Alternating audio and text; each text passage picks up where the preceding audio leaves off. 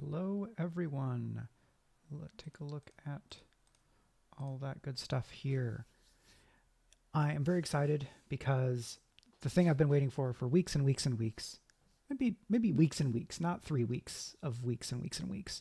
The Dungeons of Drakkenheim Daggerheart Kickstarter campaign is here.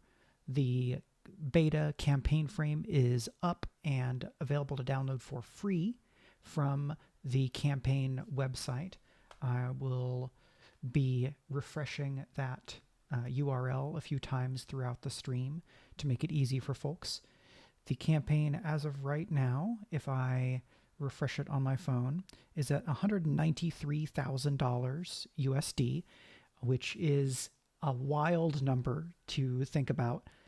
I did a Kickstarter campaign in 2016 for a collection of my own kind of novellas in the Genrenaut series, and that raised like $7,000 and seemed like a wild amount for me. Now, of course, Dungeon Dudes and Ghostfire Gaming have done a lot of Kickstarters. In total, Ghostfire focuses on this model a lot. There have been previous Drakkenheim Kickstarters that have done extremely well, but it's still fun and exciting and surprising to have there be such a great positive response to this campaign. So the initial funding goal was met in 13 minutes, was the official count from the Ghostfire team, and we've already racked up a number of stretch goals, and there's some more cool stuff ahead. So today I want to walk through the PDF of the campaign frame that we put together for the crowdfunding campaign that you can pick up now. You don't have to become a backer to get the PDF, notably. I'll talk about some of the decisions that went into making the campaign frame in the form that we have it. As a caveat here, what you see and what I talk about for the beta campaign frame and where the project is now is not necessarily where the project is going to end up. Part of having a crowdfunding campaign is assembling the resources in order to be able to spend more time and bring in more people to collaborate on developing what we already have into kind of the full project. And so I really like, and I'm very proud of a lot of the work that we've already done, but it's the beginning stages of a larger project. And so things may change, right? That's just how it is. There are some Kickstarter campaigns where the project is already done in 90% done to 100% done, and the money is really for production, for post-production. So that is printing and fulfillment. This is not that case. This is a campaign where funding this campaign is also funding the project, the whole thing getting made, and the level of backing will determine kind of at what scale and scope this project happens. So with that said, thank you, Clavius. 193,000 is wild. There's a chance we might cross 200,000 while I'm streaming. I will try to keep a little bit of an eye on it. And if you see the campaign tick over that threshold, please feel free to jump into the chat and let us all know that's happened. If it doesn't happen, it'll happen probably later today because the growth has been pretty nice and steady. I'm glad that I am able to focus on my own part in the project and that other folks are doing the minute by minute administration and customer service aspects of the project, which are very important and hard work. So I'm grateful to the Ghostfire and Dungeon Dudes team folks that are handling that. And then that leaves me the room to be able to do some of the stuff here where I'm going to talk about the campaign frame. And then I think next week or the week after, I guess it would have to be next week, right? Because the week after is PAX Unplugged.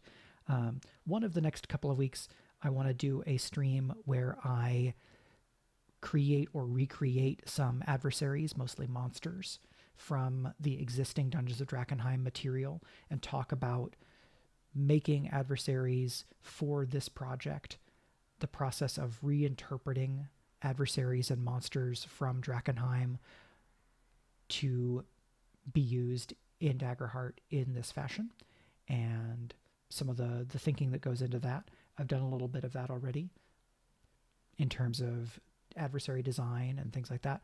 And some of this will probably kind of loop back through some key elements because there are just important core ideas and decisions that have gone into this project so far. So with that said, we are going to jump over to, boom, sorry, wrong direction. This is the PDF campaign frame. This is a beta or kind of playtest version. The final version of the book will not necessarily look like that. The Kickstarter campaign is for what we're calling a campaign guide, which is going to be a full-length book providing resources of a bunch of different types for running a Drakkenheim adventure in the style of, right, this first book here, the original Dungeons of Drakkenheim book. This was designed for 5e. We're going to reinterpret and reimagine that campaign for Daggerheart.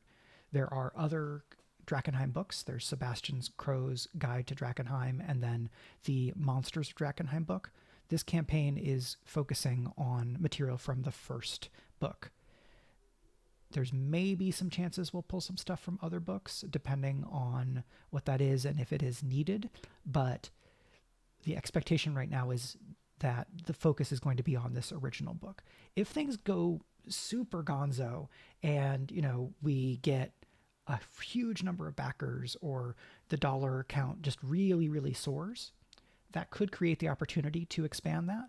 But while I would be involved in the process of making those decisions, I would not have final say. And so I can't promise anything, and I don't want to promise anything in specific beyond what has already been stated by Ghostfire in the campaign, and then anything that Ghostfire or the Dungeon Dudes have said, right? I'm lead designer on this project, but this is a project using a world and kind of story structure that the Ghostfire Gaming folks have published from the material created by the Dungeon Dudes. So I'm serving the Dungeon Dudes' vision and trying to bring my perspective and experience with Daggerheart so that these two cool things can come together in a really exciting way. The process so far has been great. I'm having a wonderful time, and knowing that the campaign has gotten a lot of really positive responses makes me more excited to keep going and press forward with the work that remains to be done, which is kind of going from this beta campaign frame and some of the other discussions we've had into developing the full book. What I want to do today is walk through this campaign frame. I'm mostly going to focus on the design decisions that went into presenting what we have here, talk about some of the custom mechanics as we have them right now, and things like the archetype system as it's manifesting in this campaign frame. And then I may be able to do some Q&A if folks are in chat and have some questions. Ghostfire and the Dungeon Dudes are kind of on point in terms of what is cool to talk about at what points. So there may be times when I say, I can't talk on that right now, or I can't comment on that, or I'll just have to direct folks back to the Kickstarter campaign page. But I will do what I can, and there's going to be more material, more of me talking about this project here on this channel throughout the month, and I may also be involved in other promotional activities depending on what the Ghostfire team decides. So here we have art from the cover of this new edition where Sebastian Crow, Veo, and Pluto Jackson are here. This is the trio of original player characters from the actual play Dungeons of Drakkenheim that started 7 years ago. They are known as the Draken Force, and they are kind of the iconic player characters of Dungeons of Drakkenheim. And so because Daggerheart is very character driven and character focused, for this cover, we decided to go with this trio. As lead designer on the project, I've gotten to be involved in kind of a bunch of different aspects of the project, but always working with the Dungeon Dudes and the Ghostfire folks.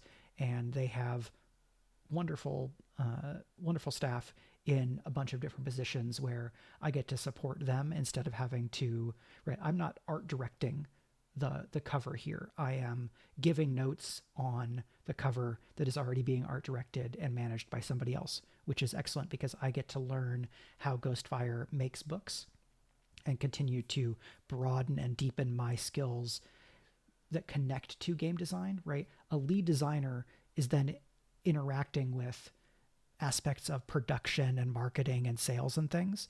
And I've done that from the like fiction and nonfiction book perspective. My involvement with the Daggerheart core book was much more contained to the design part of the process because I was not lead designer on the core rulebook. I did some of it with the Marauders of Windfall adventure because I was lead on that adventure, but this is a project of a much, much larger scale than Marauders of Windfall, so it's a big step up for me. We have this cool art, and then this part should look familiar to folks who are already, experienced with what a campaign frame for Daggerheart will look like. So we have the title, we have what I would call a log line or like a shout line. Warring factions fight for control of a cursed city warped by extra-dimensional magic, but containing powerful secrets and untold opportunities. As we go, I'll try to unpack some of here's basic setting information about Drakkenheim. If you are new to the setting of Drakkenheim, this campaign frame will give you a fair amount of information. And if you want to learn more, of course, there is the original book, and there's the actual play campaign, and then there's other books. So there's a lot more information. But if you have questions as we're going, I'll try to do what I can to provide an explanation. I played an 82 session campaign of Dungeons of Drakkenheim in 5e using this original book that was run on Start Playing Games. So shout out to GM Kitten, spelled Khitan, and all the folks that I played with. It is because I played through a whole campaign with them and had the background with Daggerheart that I have, that I'm in this position now of being lead designer, because when the Dungeon Dudes and Ghostfire were considering who they wanted to kind of bring on to be the point person from the Daggerheart perspective, they discovered that I had written this blog post about what was then made to measure design, now archetype design for adventures, and using Dungeons of Drakkenheim as a case study on how I might apply that system to an existing adventure book. So some really fun serendipity led to where we are with this project. So the pitch, right, is a slightly longer, more unpacked version of what that shout line looks like. So for this, I'll go ahead and give it just to help continue to orient folks to the setting. 15 years ago, the city of Drakkenheim was destroyed by an eldritch storm of falling stars. Now, the city is a dismal urban wasteland contaminated by otherworldly magic and haunted by hideous creatures. Monsters is what I say. In a Dungeons of Drakkenheim campaign, you'll risk dangers worse than death by delving through the city's ruins in pursuit of fantastic wealth, lost knowledge, and powerful artifacts. Hello, NS Man. Yes, this is very cool. I had been hearing good things about Dungeons of Drakkenheim when I was getting into the world of professional GMing through Start Playing, and Dungeons of Drakkenheim came up really often as this is one of the best full campaign books to use to run a game, right? A lot of GMs saying that they thought that the Dungeons of Drakkenheim book was one of the best or their favorite among a pretty wide range of materials, right? It's one of the most commonly recommended modules that folks were talking about at that time. And so that got me excited about it and led to joining in this game so that I could experience it for myself. Yeah, I've been referring to this version quite a lot. If you are familiar with that book, you'll see that some of the text has been kind of repurposed or adapted here because a lot of the setting material itself is going to stay the same. Stuff that will change is places where the setting material or the write-up about it was written specifically to fit the mechanics and cosmology of Dungeons and Dragons 5th edition. Now that's the 2014 version. Because there's some mechanical and cosmological differences at a really fundamental level between D&D 5e and Daggerheart, those are going to be some places where you're going to see the setting talked about in a little bit of a different fashion. But ultimately, it is a new expression of what is the same setting and the same core elements of an adventure. So for tone and feel, we are talking dramatic, haunting, post-apocalyptic, and sandbox, right? Sandboxy feel, because the city of Drakkenheim is kind of like one big dungeon. There's a lot of interesting, cool locations that have write-ups in the original book. And what I want for this new version is for players to feel like not only do they get to express their personal creativity and who their characters are because they're playing Daggerheart, but they will also get to feel like they're making the city their own in adding locations, providing descriptions, in deciding in what order they want to investigate things, in picking the factions that they work with or work against, and ultimately determining the fate of Drakkenheim if the group kind of makes it all the way to the end for the kind of big conclusion or climax of deciding what is ultimately going to happen to this city. There's some meta plot stuff that I'm not going to touch on because I don't want to spoil people. If you have already read or played through a Drakkenheim campaign, you know some of what I'm talking about. Our themes here, body horror is a big one, right? There's kind of mutation and transformation that happens and can happen to player characters. Corruption, that might be magical physical corruption. It might be kind of like social corruption in terms of people leveraging or abusing power. Faction conflict is really key here. There's 5 major factions in and around Drakkenheim, and I'll talk about them a little bit later if you're not already familiar. Personal ambition.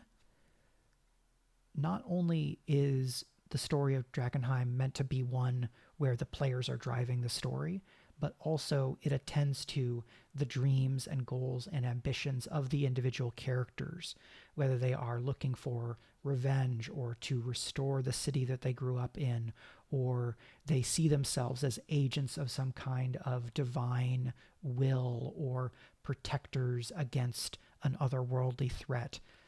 Drakkenheim is meant to pull the characters in and really make them feel to players and the GM like they are fully enmeshed in and really driving the plot of what happens in Drakkenheim.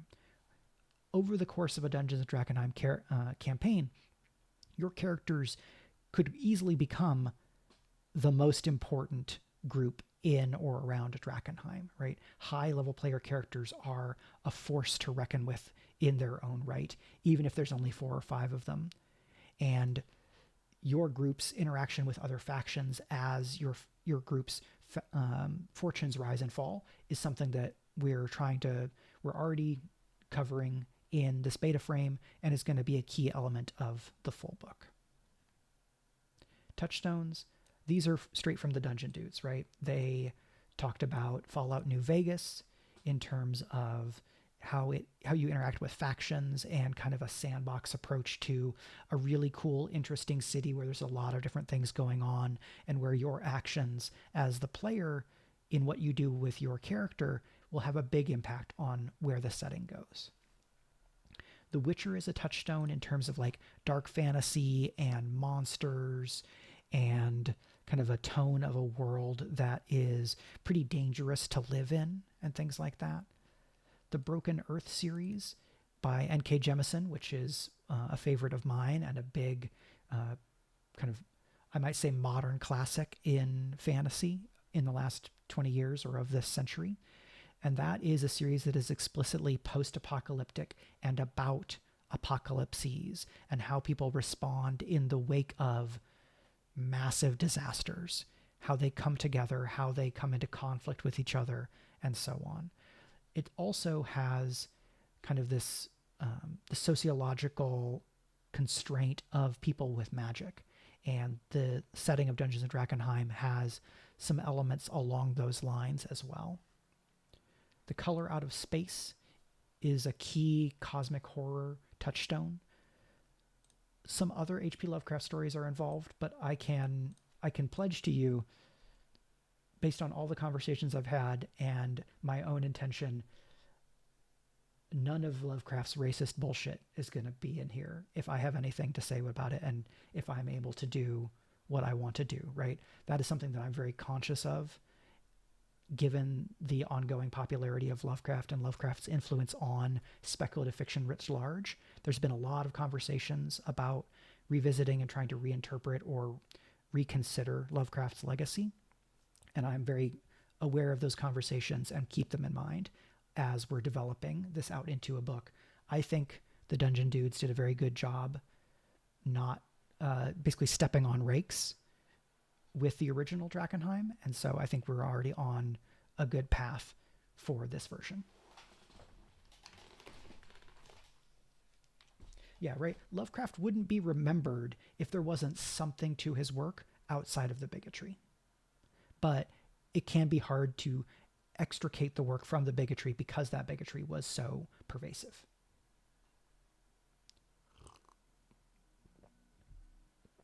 The last two big touchstones that we call out are the Resident Evil series of video games by Capcom and Warhammer the Old World, right? So that's the old Warhammer Fantasy, not Warhammer Age of Sigmar. And you'll see that, right? There's some things that have some familiarity or echoes in terms of like the way that rattlings work and some things along those lines.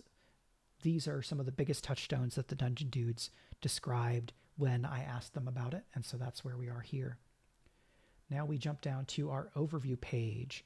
This is a bit longer description and is very much the kind of thing that you would hand your party if you're like, I really want us to play Dungeons of Drakkenheim and Daggerheart.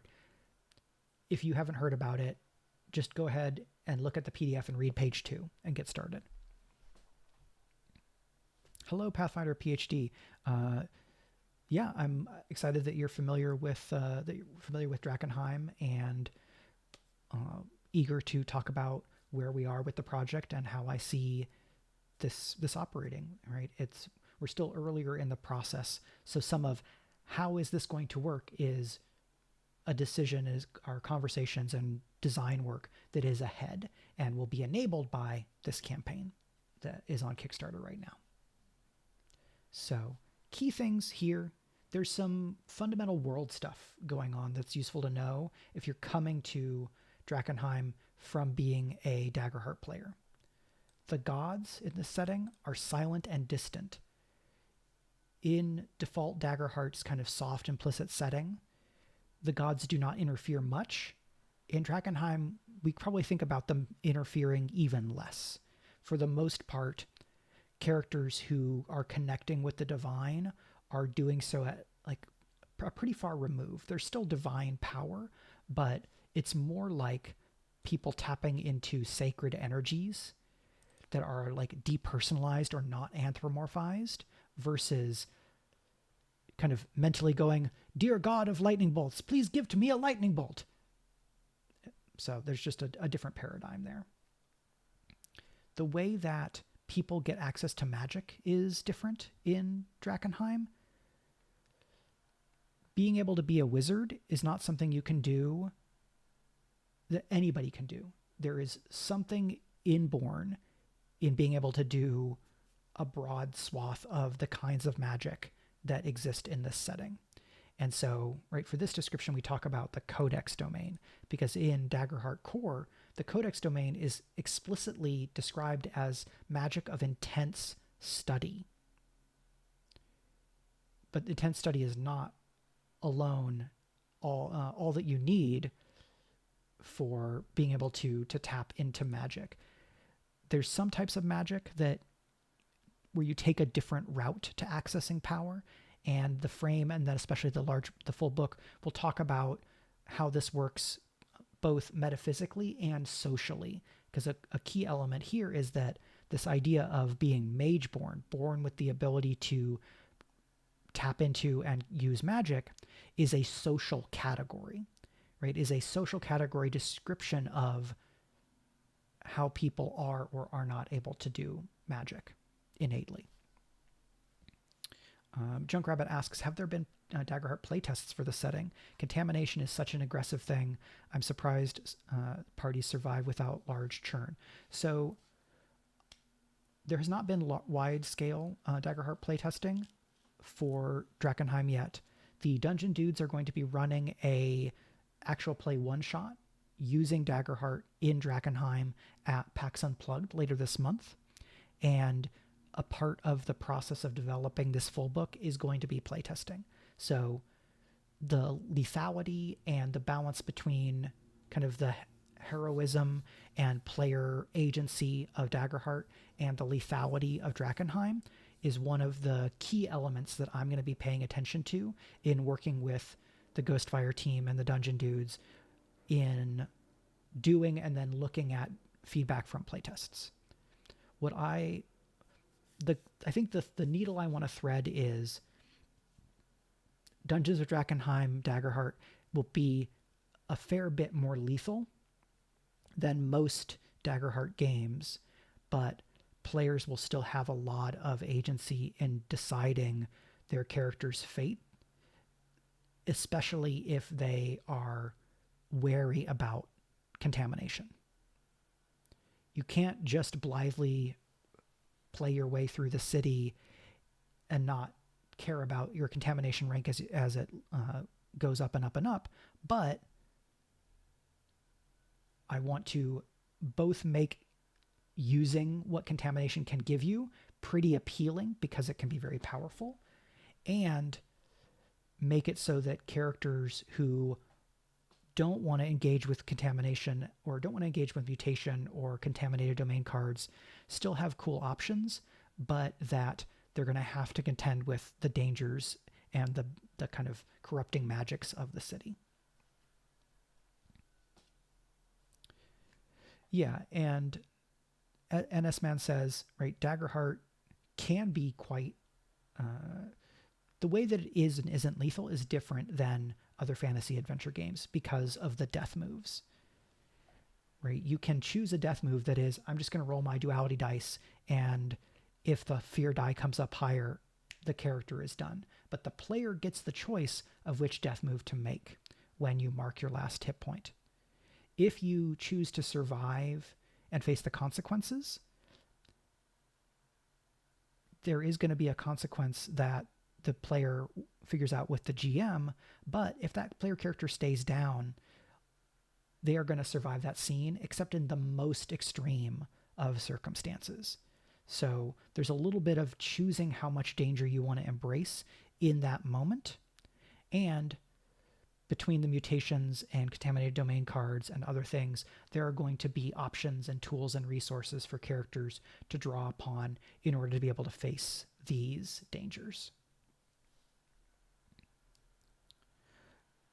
Captain Ren asks, will scars from death moves be tied to contamination in any way, or is it too soon to ask? That's been a specific conversation that we had, because if scars cross out hope slots and contamination crosses out hope slots, what happens if you have both? There is some material about this in the campaign frame as of right now already. We have a decision that we went with for this beta frame, but it's something that we're going to look at in playtesting. Pathfinder PhD asks, would there be extreme conditions under which certain death moves wouldn't be possible? Right now, if you gain a 6th level of contamination, you do not get to make normal death moves. You only have the monstrous transformation. I had looked at an approach where that plays differently, but in the initial kind of pre-production process, I didn't reach an option there that I was satisfied with. And so I've kept that kind of a separate track for now. I like death moves and the fact that death moves gives you agency. So that's something I'm going to keep in mind as we continue to develop and iterate on our systems for mutation and contamination. So I'll come back around to the scars and contamination thing. I just want to give a quick run through of the factions because I'll be referring to them in other stuff. Last quick fact, powerful NPCs and spellcasters are very rare. This is not an epic fantasy, high fantasy setting. It's more dark fantasy, action fantasy, fantasy horror. There's a few different ways of describing it, and there's some tonal range, right? If you go back and watch the Dungeons of Drakkenheim actual play, there's a fair amount of like we're hanging out playing D&D comedy in that, but it is also a lot of horror. And depending on what you want your table, what you want for your group and at your table, you can have more or less of some of that tonal variance. You could do something that's more like action horror, where your touchstones are Dragon Age Origins or Bruce Campbell versus the Army of Darkness, where it can get like a little campier or cheesier, but there's still a lot of gross horror stuff. This is going to be a decision for your group to make. Quick rundown of the factions. The Hooded Lanterns are remnants of an expedition that tried and failed to reclaim the capital city of Drakkenheim. And the ones that are still around are now a kind of a skirmisher, partisan, like, and by partisan I mean like warrior with a strong national identity, right? They fight for Westamar. They fight to see Drakkenheim reborn as a place where people live. They are also loyal to the crown, but there is no known heir right now. There was a civil war to fight over who was going to be the heir, and it ended with, if I remember correctly, everybody dead in the canon, though that may be different in your campaign. The Queen's Men are, what if you had a bunch of gangs and bandits and criminal organizations, and then you added a queen pin, right? The Queen of Thieves is a enigmatic figure that stays in the shadows, is a master manipulator, and has managed to unify a bunch of criminal groups under her control. They do theft, smuggling, so on and so forth. The Knights of the Silver Order are a bunch of paladins, if I'm being really reductive, right? They are devout warriors who are a group within the major religion of the region, which is the faith of the Sacred Flame. For the Knights of the Silver Order, delirium, this magic corrupting stone crystal that has caused all this mutation and monster stuff, they just want to eliminate all of it. They see it as an abomination. The followers of the Falling Fire are a splinter sect from the faith of the Sacred Flame, but they believe that salvation can be found in delirium. They live in the city. They have some special way of being able to stay in the big haze that suffuses the city, and anybody else, if they stay in the haze too long, they start mutating, become contaminated, and then turn into a monster and lose themselves. The followers of the Falling Fire, they have some way of getting around that your characters can learn about and engage with in the campaign. And last is the Amethyst Academy. This is like a mages guild and school as a multinational, international organization. You might look at them a little bit in the same way or similar to how mages work in the Witcher setting, right? Where there's like the school, you go to the school, and then the mages get assigned to different nations and things. Most Mageborn, when their power is discovered, they go to the Amethyst Academy, they learn how to use their power, and then once they're done with their studies, they get some more freedom and latitude, but then they operate kind of with the protection of the Amethyst Academy. Because in this setting, a long, long time ago, there were big wars that were fought over who can use magic, what can magic be used to do. Is it right or a good idea to let somebody who has magic be a ruler of a country, right? They had wars about this. This then led to a set of international laws known as the Edicts of Lumen. And in those edicts, there are rules about regulating the use of magic and the organizations and the systems that people who have innate magic have to operate under as this kind of peace treaty agreement.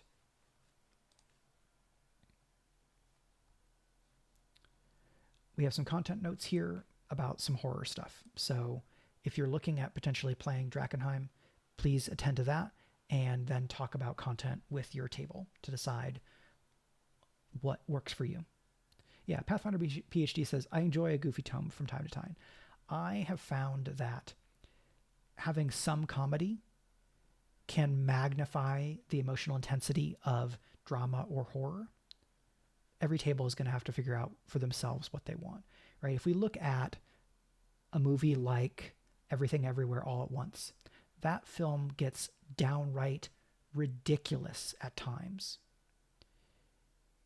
The part with the talking rocks and the googly eyes and some of the things they have to do to access their alternate selves are just all the way out there tone-wise.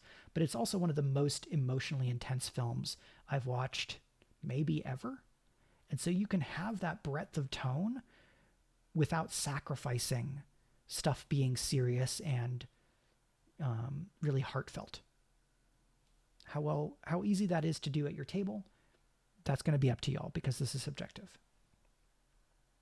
Okay, so scrolling down, in a campaign frame, we talk about what communities look like in this setting. So we've got write-ups for most of the communities here, and as with other campaign frames, prompt questions, right? These are extra questions you can ask yourself or ask your players if people are playing characters from these backgrounds, right? If you have a highborn character, what allegiances do you have to the nobility of Westamar, the nation that Drakkenheim is in, Caspia or Illyria, who are these other major powers in the region? What allies within that hierarchy can you call upon, right? You're in Drakkenheim, but if something big happens in your highborn, who would you write to?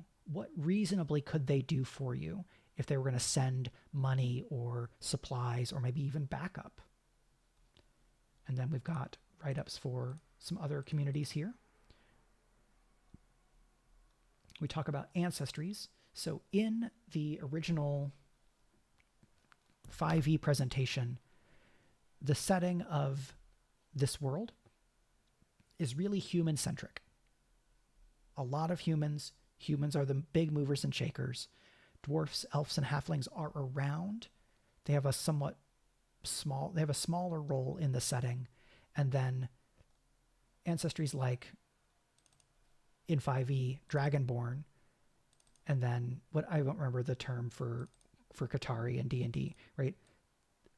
These ancestries in Daggerheart have analogs in the original version.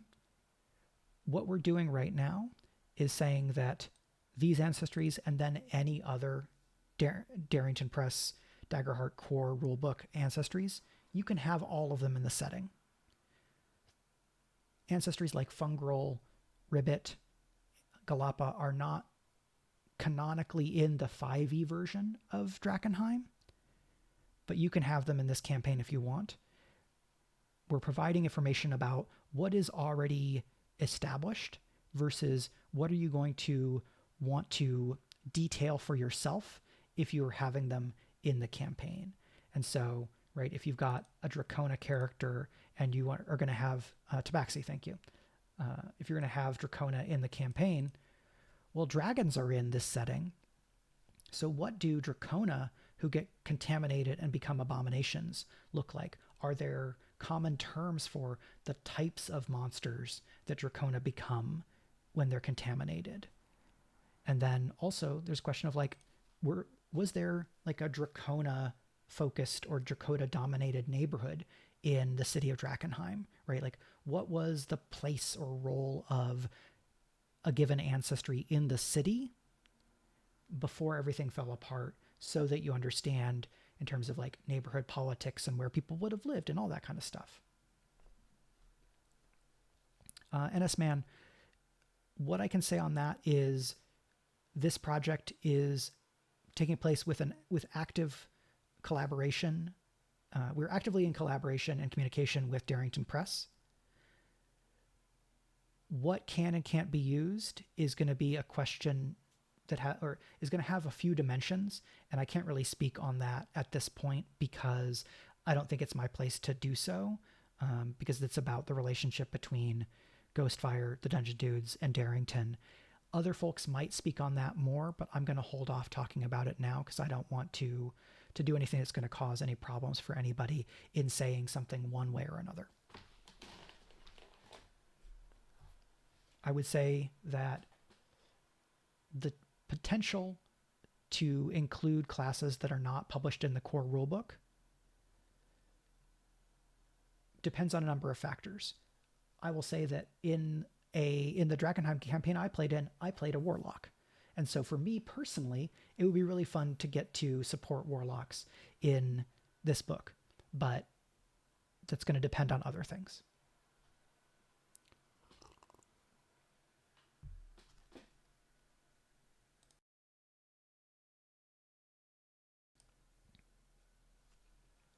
What I will say is that Darrington Press has announcements scheduled for the PAX Unplugged panel that they're doing. I believe it's on Saturday of the weekend, and they're talking about having a lot of announcements. And so things might be announced there that provide more information.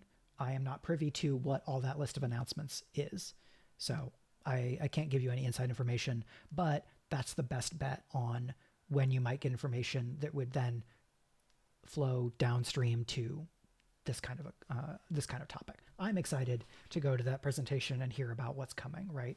Because other stuff being released for Daggerheart, I can then use in my own Drakkenheim games, and other people will have access to these different streams of material, even if a lot of that doesn't end up in this book because of like who's publishing it and rights and things like that.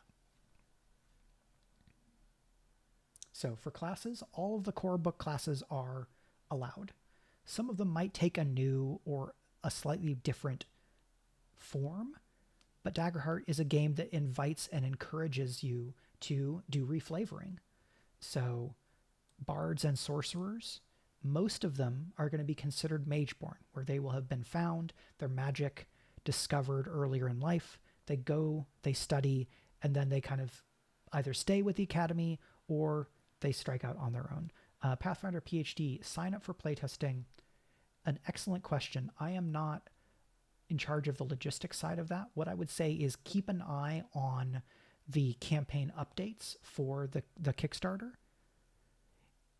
That is probably going to be one of the main places that Ghostfire goes to in asking for playtesters, because in the campaign write-up, we talk about being able to gain access to in playtest or in development materials.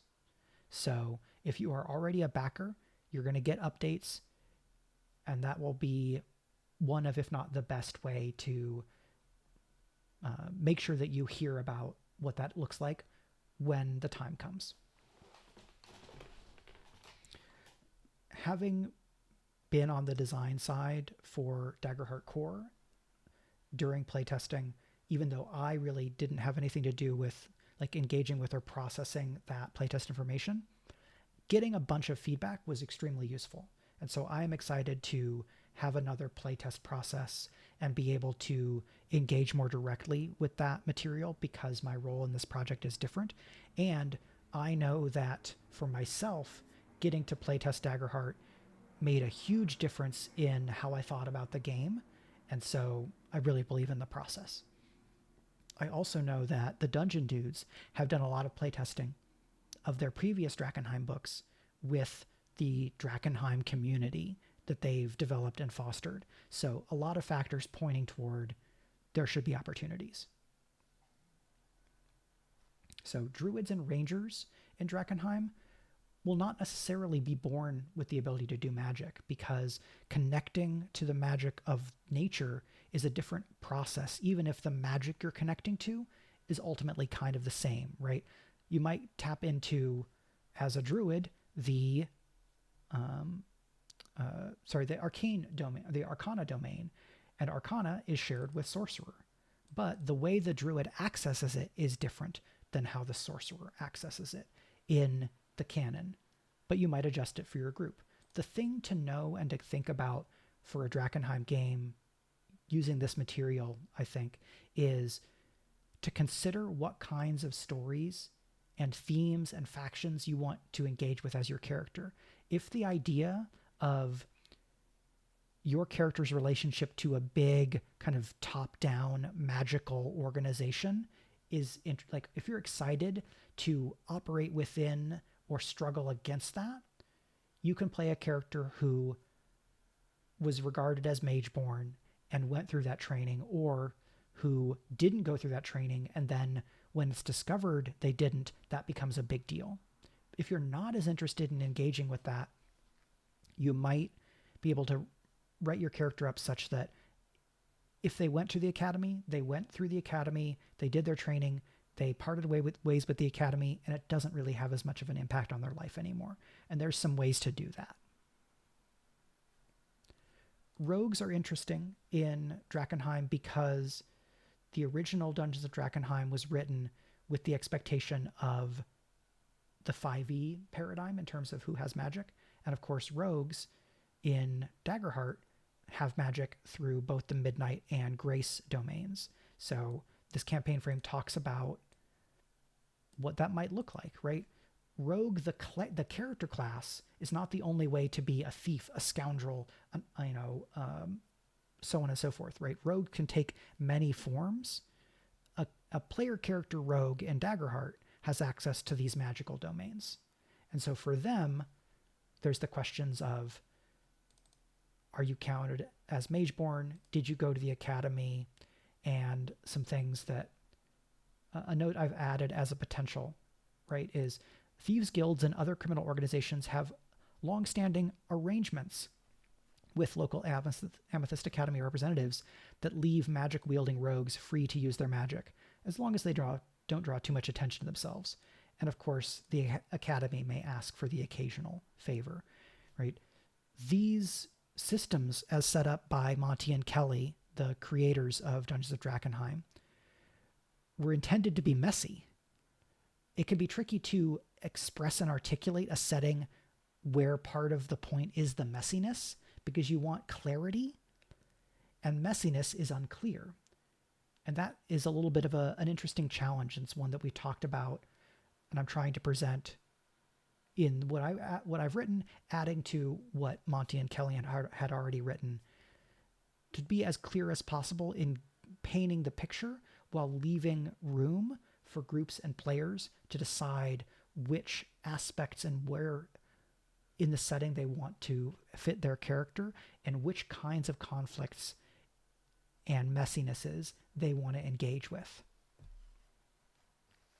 So in 5e, right, we've got clerics and we've got paladins.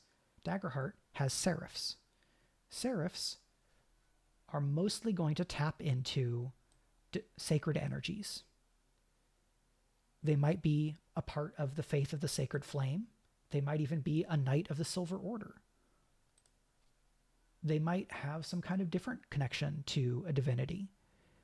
If you're playing a character, it's like, oh, I'm a ribbit seraph, and my people have their own sacred tradition, and I am a seraph, and I connect to this god, and it's my own, my own deal, right?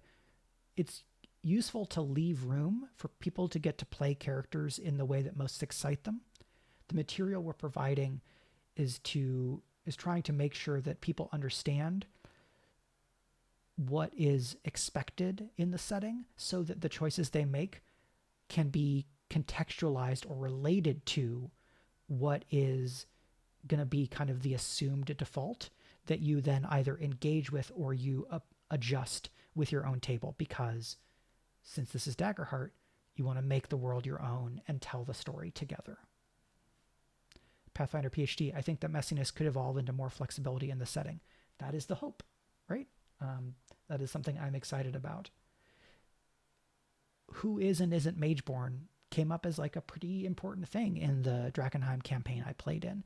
And those are some memorable scenes where characters were trying to navigate their lived experience, expectations of them, and what decisions about allegiance or non-allegiance would do in terms of impacting their opportunities later in life. Thank you so much for resubbing Not So Simpleton. You're on a 3-month streak. I really appreciate it. And thanks for hanging out. Wizards are an interesting case in Daggerheart, right? Because the wizard class is the intersection of the Codex domain and the Splendor domain. And Splendor is, as a default, associated with kind of creation and the sacred, right? It's the domain they share with Seraph. And so, playing a wizard, there's a few different ways you can go. If you're a standard Daggerheart wizard who uses both Codex and Splendor domain cards, in the setting of Drakkenheim, you're probably going to be considered Mageborn. So you're going to be making decisions about your relationship to the Amethyst Academy and dealing with the kind of sociological aspects of the Edicts of Lumen. But maybe if you're playing a wizard and focusing on the Splendor domain, you might flavor your character or create your character toward being a flame keeper, a priest of the faith of the sacred flame. And in that case, maybe you're not considered Mageborn and you have a different relationship to stuff. The wizard class can really go either way. And that then means that players have the opportunity and the choice of, I'm going to take this class, present it in this way so that I can engage with these kinds of elements of the setting. And of course, we have these prompt questions which help try to convey some of the possibilities and options, right? Depending on your class, you may not answer all 3 of these questions because they may not all apply to a given character, but they give you tools to respond to cover a breadth of options.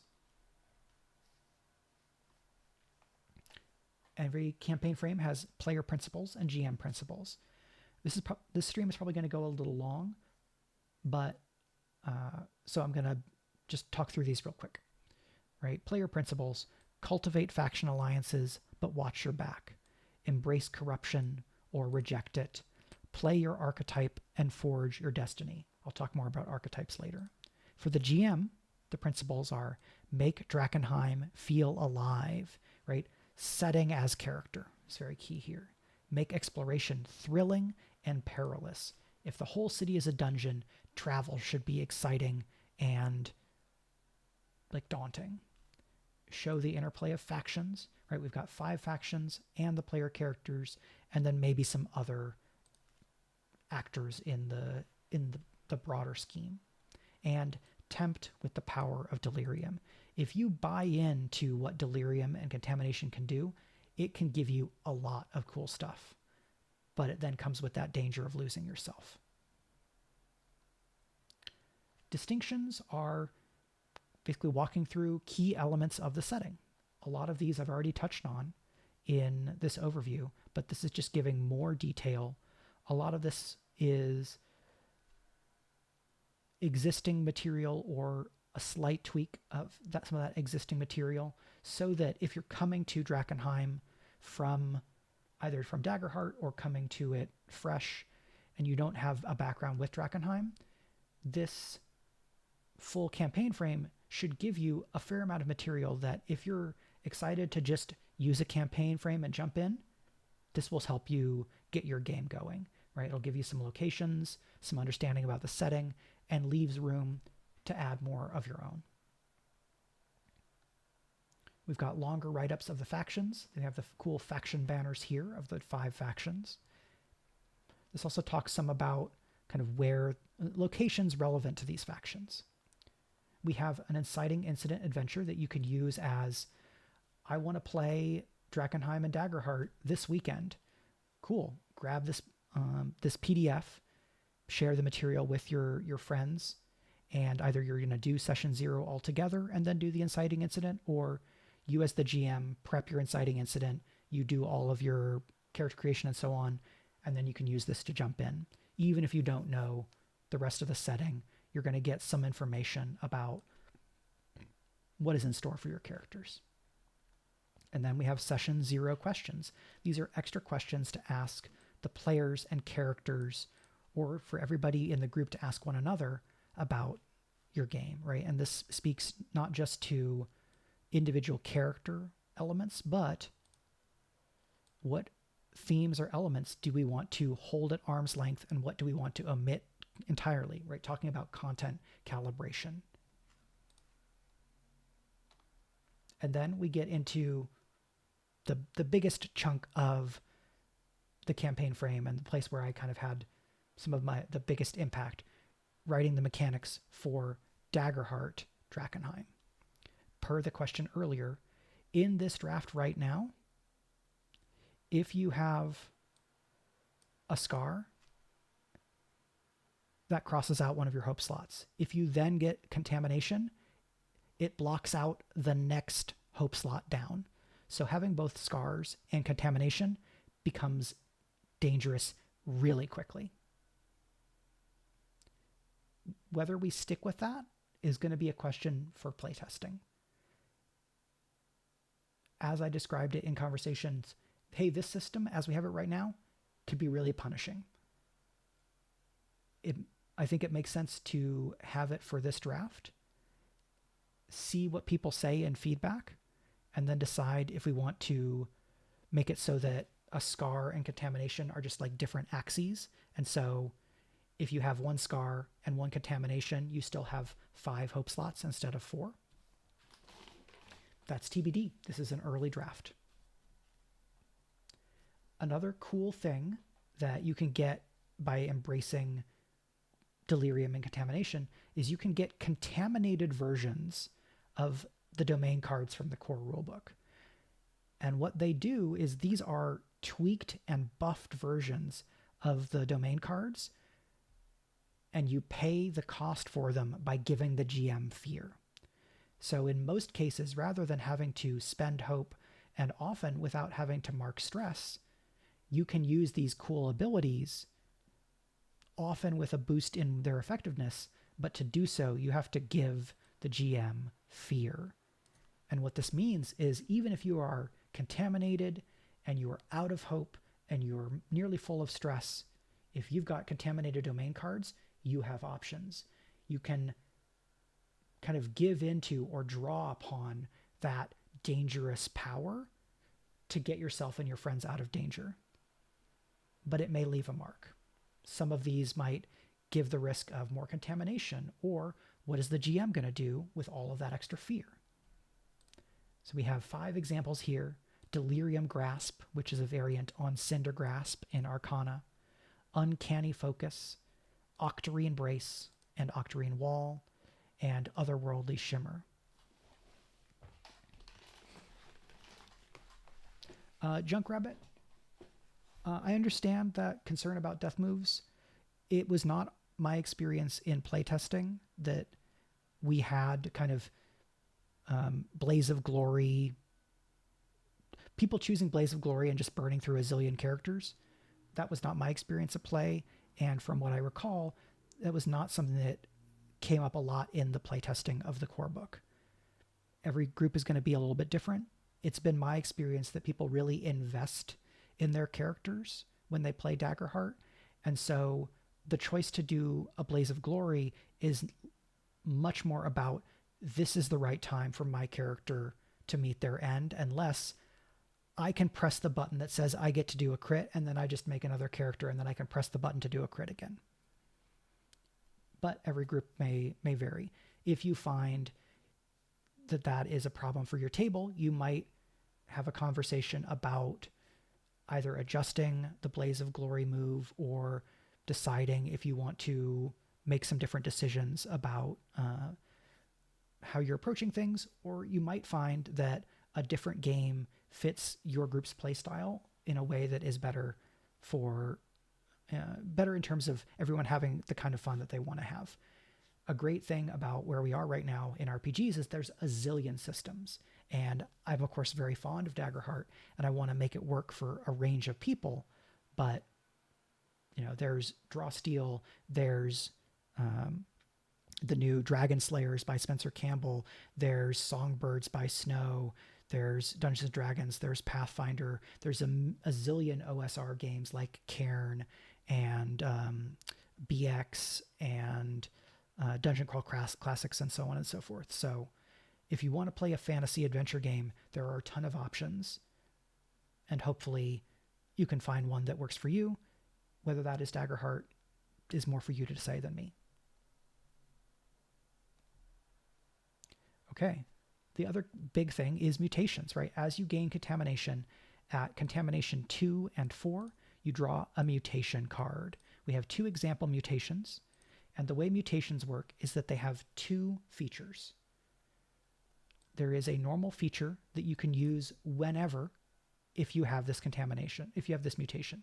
So if you have belly maw, a toothy mouth appears on your stomach. Fabula Ultima is another choice. Thank you, Pathfinder PhD. A game I want to play more. So belly bite. When you succeed on an attack against a target within melee range, you can mark a stress to bite the target, dealing an extra 2d4 physical damage. So you can just do that by marking stress. But the more you mark stress, the closer you get to becoming vulnerable and being taxed and no longer able to use stress to power your other abilities. It is stressful to willingly utilize this transformation, this mutation that you've undergone. And then mutations have a second feature that you can only access if your contamination is 4 or higher. And as a reminder, if you didn't know, at contamination 6, your character has a monstrous transformation and you are no longer in control of them. So you need to be at 4 to use this more powerful version, but then you're only 2 away from losing the character. So it's a very much a press your luck kind of a thing. But these second mutation features are quite powerful. You can give the GM a fear to make a target within very close temporarily restrained and vulnerable. You don't have to roll an attack. They don't get a reaction roll. You just give the GM a fear and they become restrained and vulnerable. Now, these are statuses that the GM can clear in the same way that the rules say that they can clear temp statuses. But that's a big impact without needing to roll. You just have to pay the GM a fear. Yeah, and Junkrabbit, for me, there's no wrong answer about this, as long as you're in conversation with your group about what everybody wants and everybody is satisfied with the choices that are being made, right? If you as a GM are feeling like people are just burning through characters and not investing in them, and that's making the process not fun for you, then yeah, that's something to talk about, and figuring out why the players are approaching it in this way may then help you to make a decision about how to approach Daggerheart or other choices to make. A thing that I try to stress where I can with Daggerheart is that I think Daggerheart works the best when everybody is invested in telling a story together, where we're really investing in the characters as the heroes of a bigger heroic fantasy story, right? If you're in that default genre space. And so for me, if I'm going to have a character go out in a blaze of glory, I really want it to be meaningful. I'm going to wait for the right moment. Or if it seems like all is lost and then I have my character go out in a blaze of glory, I want it to mean something for those other characters. If they then go out in a blaze of glory, and you might do that in a way that would undermine the emotional impact of some of the other choices being made. And so that's something to consider. There's some mindset differences between different modes of and mentalities in approaching these different games. And there can be challenges when different people end up having kind of really different assumptions about what they want from and how to approach a game.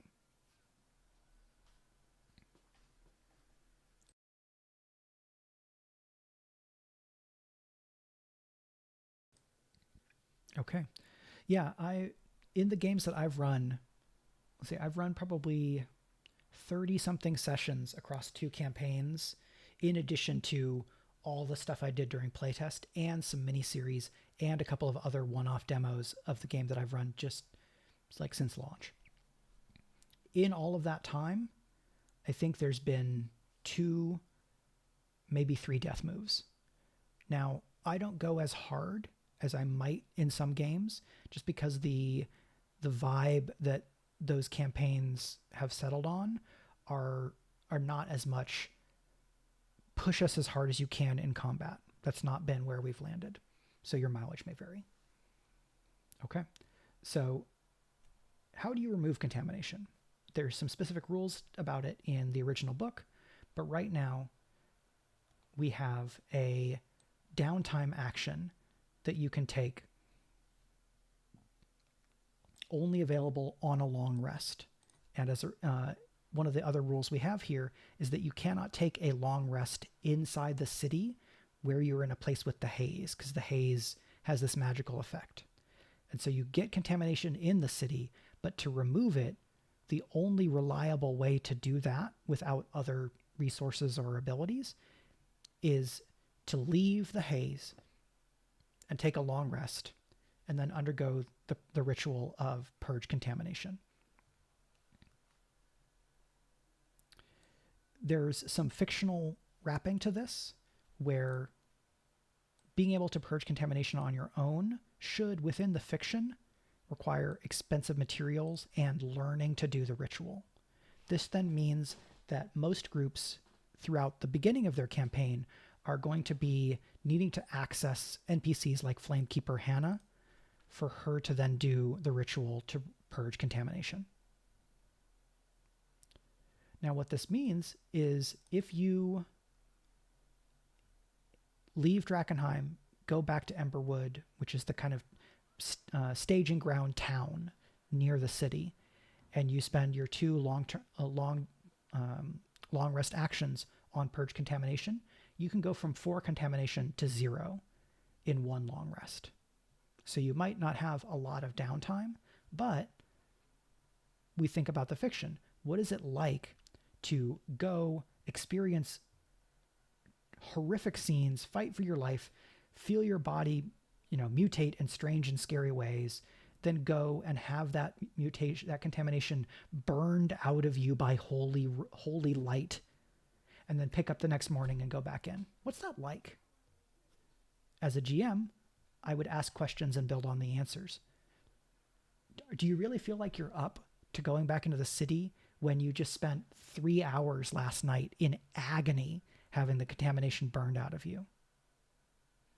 We can emphasize the emotions, which is one of the ways that I think that Daggerheart and Drakkenheim work really well together, because the rules of Daggerheart create structure for and guidance and direction toward emphasizing motivation, psychology, character development, things like that.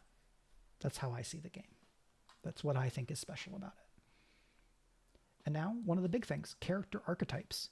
If you have read my essays on Patreon about the made-to-measure adventure design system, I now refer to this as archetype design.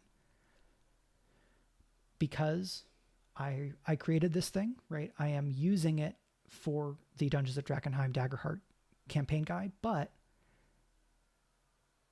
Ghostfire Gaming does not own this concept, right?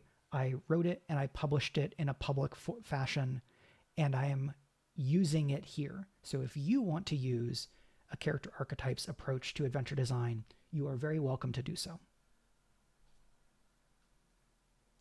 The archetypes are here to make the process of making the campaign feel specific and personal to the group easier. You pick your archetypes during session 0, and this here is some box text that you might be encouraged to read or paraphrase to try to explain what's up. And these archetypes are defined broadly enough that you can be Mageborn, but be a bunch of different characters. The key thing about being Mageborn is that you have this relationship to an international organization, this Amethyst Academy. You publicly wear kind of indicators, robes, banners, a ring that mark you as being a part of this separate, specific social class, Mageborn, that has limitations put on them by governments and communities. You are looked at differently by being Mageborn. If you are Mageborn but you're not a part of the academy, you might be looked on with suspicion or scorn. If you're an academy member who is off on their own but signals that they are a member of the academy, they're going to be welcomed in some places where somebody who isn't an academy member might be driven out of town. This is a social category, and so being Mageborn as an archetype is about what your character's relationship to these systems is going to at least start at. It's also a little bit of a signal saying, I'm interested in engaging with those questions and those themes and those plot lines of being connected to this larger organization and having my life constrained in certain ways based on the edicts of Lumen or struggling against them. Each archetype also has some prompt questions. These are designed to help you figure out how your character is a given archetype, how they fit that archetype and how they manifest it. But also they help you decide what your character's like overarching goal, right? The thing that drives them to go to and fight for their life in the most dangerous place in the whole world. There's no reason to go to Drakkenheim. Or the reasons you might go to Drakkenheim need to be strong enough to seek almost certain death. Right? Almost everybody that goes into Drakkenheim again and again and again just dies. What makes you think you're going to be different? What is so important to you that you're going to go right into the most terrible place in the world? That level of motivation, that's what makes heroes, right? That's what makes interesting protagonists. So our archetypes are Mageborn, Missionary, Noble, Survivor, and Treasure Hunter. The archetype list in the final book might be different. The way archetypes manifest in the final book might be different. A missionary is the archetype or label for somebody for whom your faith and relationship to the faiths of the continent is central to your identity and inform the reasons for your journey to Drakkenheim. Were you called to go to Drakkenheim by a vision that you had in a dream that you believe to be a prophecy or ascending from a divine force? Do you wish to recover powerful relics of the faith of the faith of the Sacred Flame? Are you a member of the Silver Order here to scour the terror of delirium and mutation from the world, right? Then you're the missionary archetype. For noble, you do not have to be a member of the nobility. To be this archetype is to say that your relationship to the nobility and the aristocracy and the question of inheritance of the throne of Westermar or other places is key to you, right? You are going to be acting in Drakkenheim toward or within the context of this system of nobility and aristocracy, right? One of the most likely motivations for a noble archetype character is to find evidence for or resources to support creating or crowning a new monarch of Westermar. Because Drakkenheim was the capital of the nation and the royal seat. The crown of Westermar, an incredibly powerful artifact, as far as anybody knows, is still in Castle Draken, which is kind of like an endgame raid area within Drakkenheim.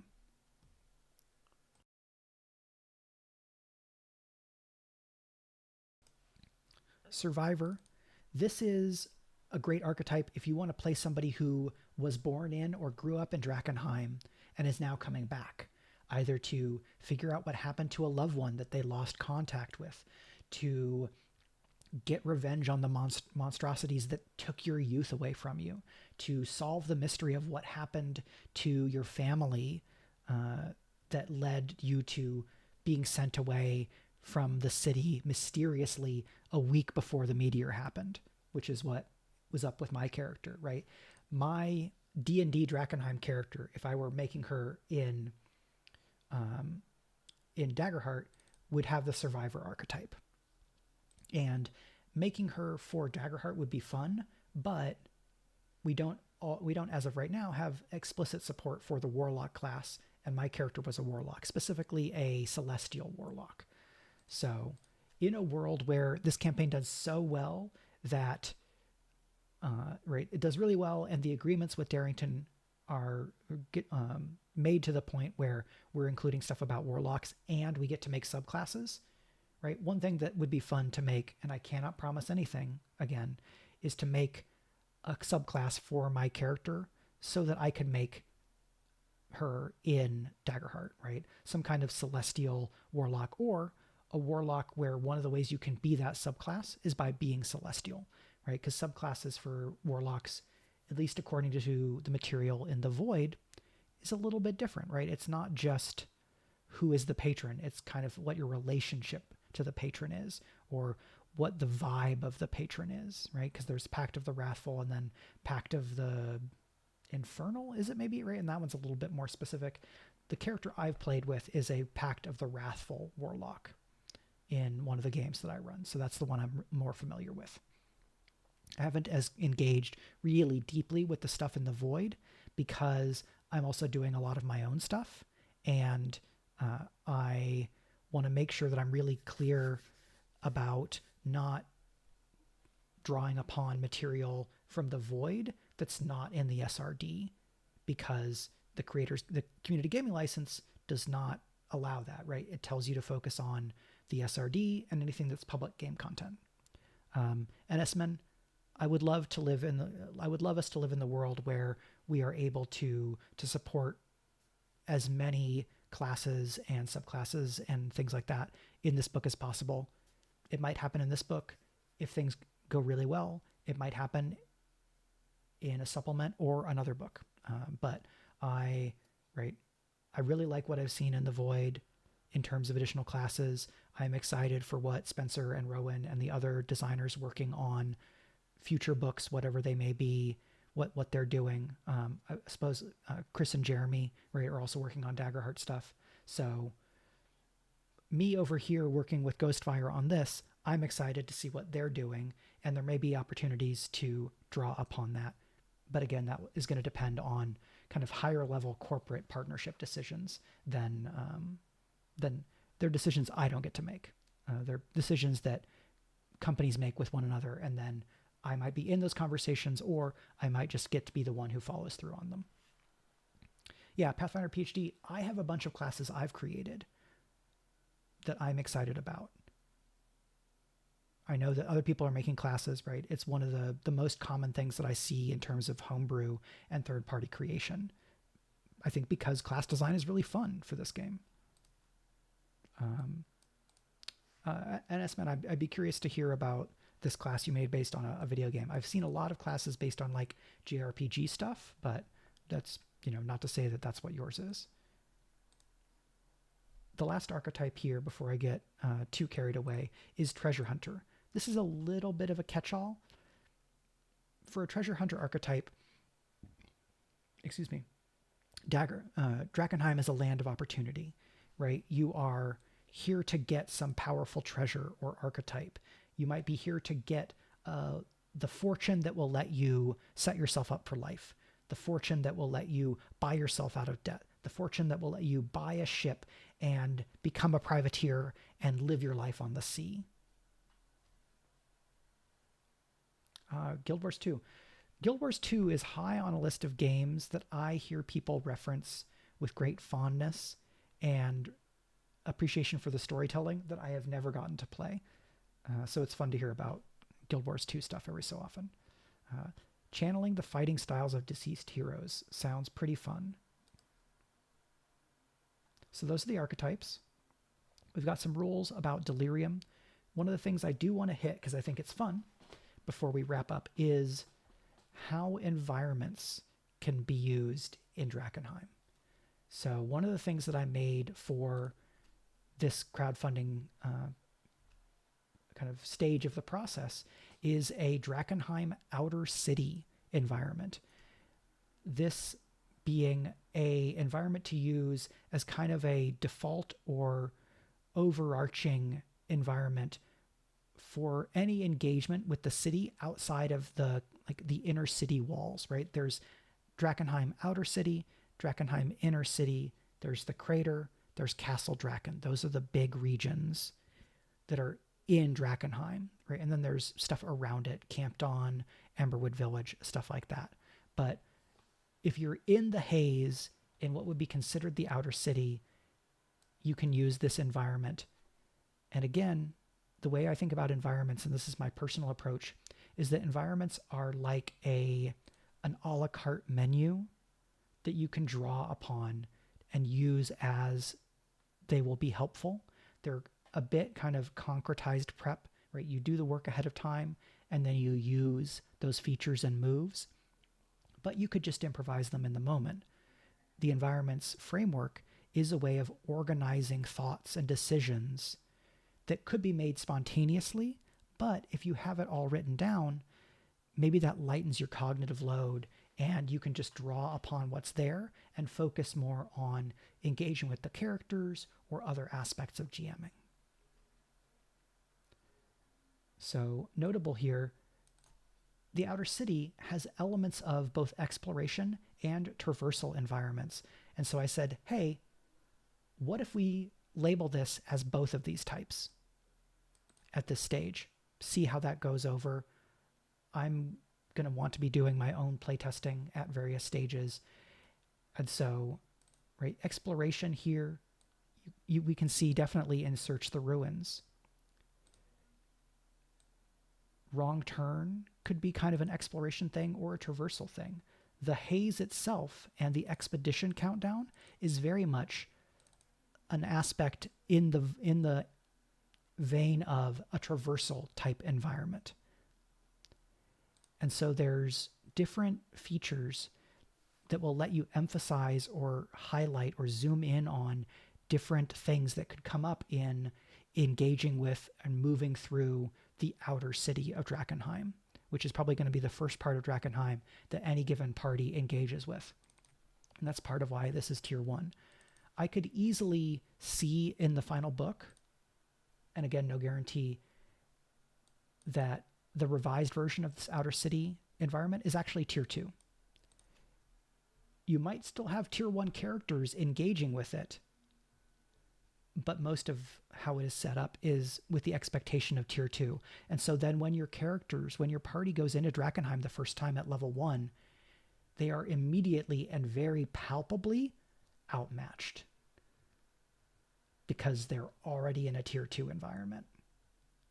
Now for environments, that tends to manifest in this difficulty rating, and then sometimes some damage, and then sometimes, right, the difficulty of different actions, right? Sometimes a reaction roll might have its own separate difficulty, or the damage that something deals is going to scale based on the tier, but not necessarily only hold to that 1 die of damage per tier soft rule that's in the core rulebook.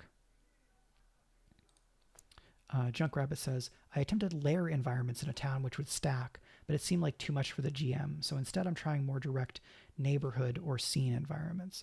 Yeah, there's a bunch of different ways, I think, to apply environments. And this is kind of a really broad way of doing it. I could easily see a version where somebody might go, no, I'm going to do a different environment for each neighborhood instead. So it's going to be, outer northern ward, outer western ward, so on, and zoom in more and get narrower. I think that is a valid way of approaching things. For right now, in this beta frame, I wanted to try what does it look like if we do this big umbrella version? The key thing that we have here is the idea of this expedition countdown. And this is a way that you can put the pressure on the player characters, because when this countdown triggers, they have to make a reaction roll or gain contamination. The more time they spend in the haze, the more they're going to have to resist its corrupting and contaminating power. And this is a decreasing loop. So it starts at 5, and it counts down each time the party takes a short rest, spends a meaningful time in a location, or travels between 2 areas in a city. So 5, 4, 3. So 5, you arrive in the outer city. You travel across part of the city.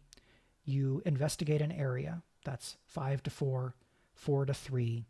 Then you have to take a short rest. That's 3 to 2. You travel to another location, and then you travel to a third location. The countdown triggers. Everybody has to resist contamination, and then the countdown resets to 4. So there's a press your luck element.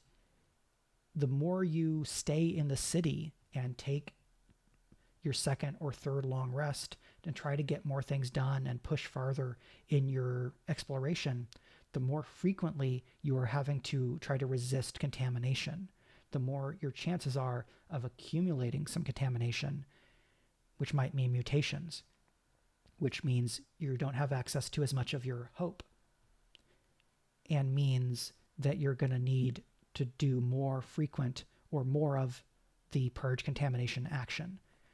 That flywheel and set of interacting factors and considerations, for me, is a big part of Drakkenheim. And so this feature in the outer city plays a key part in building the model of what this looks like in this beta campaign frame for people to engage with. So that's part of why it's really exciting to me. You can also generate entire scenes or possibly sessions of material just from this environment, right? The Endangered Pilgrims action is, here is a plot hook that's right in front of you. Are you going to try to help these pilgrims, or are you going to let the ratlings carry them off, almost certainly to be eaten? Okay, well, if you're engaging with them, that's probably a fight or some other kind of conflict.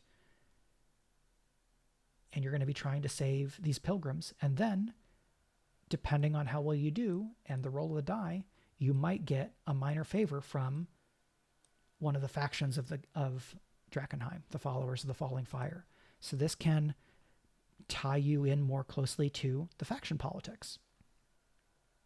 And then the last big thing that I'm going to hit is, in fact, the faction system. So part of the advantage of having the partnership with Darrington is that we got specific, explicit approval for me to build a faction system that iterates and builds on the faction system from Five Banners Burning. We see that system most directly in the interfaction relationships, the relationships that the factions have with one another that have that same -3 to +3 spread and are explained in a pretty similar fashion. But in addition to that, your party has your relationships with each of the 5 factions, and we have a new trait or attribute that is held by your entire group, your party's acclaim. Right? You enter Drakkenheim as unknowns, acclaim 1. But then as time passes and as you do big stuff, maybe even a big failure, your acclaim increases. Right? If you try something big and screw up but still make a big impression, your acclaim might go up. If you try to liberate a location and fail, your acclaim might go down. And so then your interactions with the factions of Drakkenheim will be colored by not just your relationship with the faction, rated 1 to 8 here, but also your acclaim. You might have a good relationship with a faction, but still be pretty low on acclaim, and that faction might be friendly toward you, but they're not going to take you too seriously because you're not that big of a deal yet. Conversely, you might get to the point where you have a claim 6, but there's still factions that hate you. But while they might hate you, if you're a claim 6, they're going to treat you like a real threat. And that might either mean they leave you alone at certain times, or it might mean that they decide they have to cross you off the board. Having intersecting or different ways of measuring your place within the faction politics of Drakkenheim was really important, and I think is going to be key in the final book to supporting GMs in being able to manage a complex, flexible adventure that goes across an entire campaign. Having these faction systems, they're less prescriptive than they are ways of reflecting what is already in the fiction and concretizing it so that the GM can refer back to things in some specifics to help frame and support the way that they do their prep or their improvisational thinking to reflect how these factions all interact with one another, including your party. As with any given campaign frame in the core book, right, the model set down there, we have a map. This is a map of not just the city of Drakkenheim, but also the surrounding region, right? Because we've got, I'm just going to move this thing here so that I can show you. Sorry, I have to move several things because there's layers. I'm going to move this. It's a big map, right? At the bottom here, we see Emberwood Village. So that's that kind of forward operating base. You go from Emberwood Village up this road and you get into the outer city. And then there's the crater over here and different gates to get into the inner city. There's Castle Draken over here, or you might go around to Eckerman Mill, which is a common staging ground where people stay the night or rest up and then go into the city from the northwest. Having a map like this means that you can add to or make your own contributions to what the city and the region look like in the style of that shared world building that Daggerheart kind of supports and encourages groups to use. In addition, this map has a pick list. Right, I'm going to keep moving down here. We have this list of place names. Some of these are things that have been detailed in other Drakkenheim books, and some of them I think are just brand new, written by Kelly and Monty, so that there's some stuff that feels like it could fit the setting that you can grab a hold of and say, oh, well, we're going to have Vira's alchemy shop, and we're going to put it here in the city, right about here. And then you write it onto the map and you do some description. Great. If Vira's alchemy shop is not in any of the books, now your Drakkenheim is unique. And that's going to be part of how any given group gets to make this setting their own and make it so that the story you tell of your Drakkenheim is truly your own, because you're getting to bring your own ideas to the world building and then engage with them and explore the ideas that you've all generated and developed together. That's Daggerheart, baby. I'm going to scroll back to the top real quick. So I'm going to jump over here so that you don't have to see tons of scrolling very quickly. And then we're going to jump back into here. And I will show this again. If you don't know, this is Monty Martin, Kelly McLaughlin. Those two are the Dungeon Dudes. They're mostly known for Drakkenheim, but also their YouTube channel where they give advice on TTRPGs and where they streamed their Dungeons of Drakkenheim actual play series. So I'm, of course, drawing on a lot of work that they've already done and then presenting it in certain ways in terms of the design, and then also thinking about what does a Daggerheart campaign frame look like and being kind of a leading voice in design from that perspective. So that is my overview of the beta campaign frame that you can get for free right now. You don't even need to become a backer of the campaign. You can find that at kickstarter.com/projects/dungeons-of-Drakkenheim-Daggerheart. Unless there are any questions at this point, I think that is going to be all for today. This is a little bit longer stream because we have a big, exciting thing to talk about. And so thank you all for to the folks for hanging out. Everybody live who's here with me, like Junk Rabbit, NSman, Pathfinder PhD, Not So Simpleton, Clavius, Captaran, and everybody else who was watching live or are watching on Twitch or the VOD over on YouTube. I am going to do some more stuff in support of this Dungeons of Drakkenheim Daggerheart campaign. Right now, the campaign is at $193,000. Oh, wait, did I reload this? I may not have. Okay, $196,000 and 196,842. 196,922. It's really fun when the numbers tick over. So pretty soon to hit $200,000. This is USD.